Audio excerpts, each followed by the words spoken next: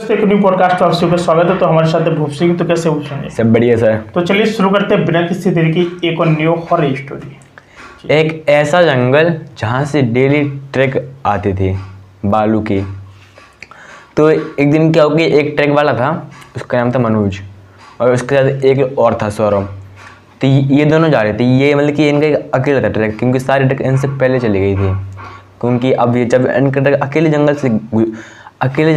जंगल से जा रहा था, तब इनको कुछ रास्ते में खड़ा मिला और उनको लगा कि चोर होगा, उसने वो नहीं रोका। जैसे कि थोड़ी पास में गए तो इनको लगा कि वो गायब होगी, वो चीज़ अपने आप वो गायब होगी वाली चीज़। फिर उन्होंने देखा, उसने बोला सौरभ यार सामने था जो वो कहाँ गया। उसने बोला भाग गया होगा देख के। उसने बोला यार अभी तो इधर पे खड़ा था ना, इतनी जल्दी वो भाग नहीं सकता। उसने वो उससे उतरी, उसने देखा कहीं पे नहीं मिला, दोबारा बैठ के जाने लगे। फिर वही चीज़ इनको दोबारा से मिली थोड़ी देर, और इस बार वो बैठी थी कुआं में। पास में एक कुआं था, हाँ कुआं में बैठी थी वो चीज़। अब उसने बोला यार देखिए कैसी है, बैठा है कुआं में। उसने बोला यार तू चलना। उसने बोला कहीं भाई उसको लगा कि ये कुछ और है, ये आत्मा है, भूत, मतलब कि भूत वगैरह होगा ये।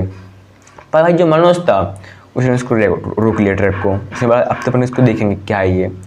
भाई साहब ये उतरे, जैसे ही एक कुआं के पास पहुँचे गायब। भाई साहब गायब हो गई वो।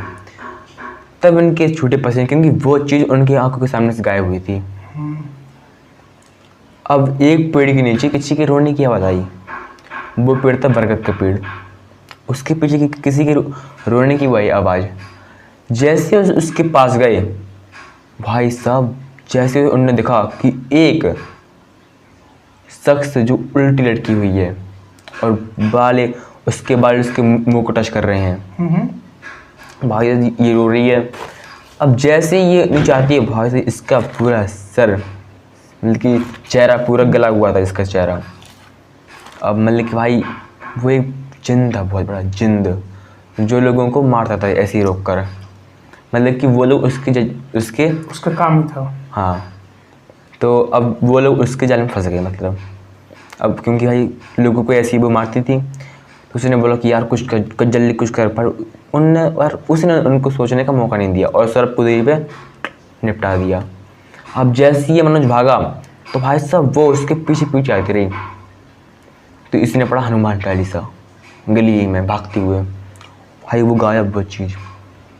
अब ये जल्दी फिर ट्रैक में और उसने निकाला था जल्दी ट्रैक उधर से, और सीधी पहुंचा पुलिस स्टेशन। उसने कंप्लेन की, उधर पुलिस आई। उसने देखा कुछ भी नहीं मिला भाई, उसकी हड्डी भी नहीं मिली उस शख्स की, सौरभ की, जहाँ पे वो मारा गया था। अब उसने बोला कि यार ये कौन था, ये क्या चीज़ थी ये।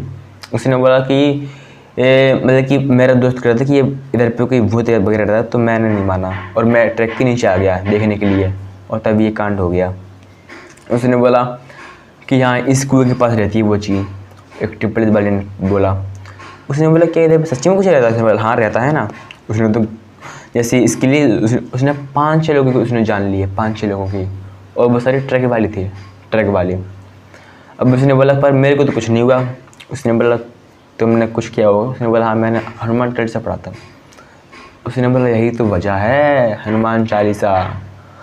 तो उसने बोला कि अब तो कुछ करना होगा, क्योंकि इधर से रोज डेली जाती है ट्रैक, रोज पर डे। अब पता नहीं किस दिन भाई क्या हो जाए। क्योंकि भाई साहब जो ट्रैक उसको अकेले दिखता था ना, उसी को मारती थी वो। ये बात थी। हाँ, तो फिर मतलब कि फिर अगले दिन उसी मनोज ने एक तांत्रिक को बुलाया, तांत्रिक को, और उस तांत्रिक को उस कुएं के पास ले गया पूजा करवाने के लिए।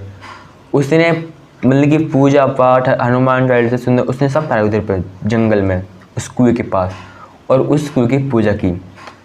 तब जाके वो भाई साहब वाली जगह शांत हुई, और तब जाके वो आत्मा जिंद उधर से भाग गई। आज तो वो किसी को नहीं दिखानी, ना कि उसने किसी को परेशान किया।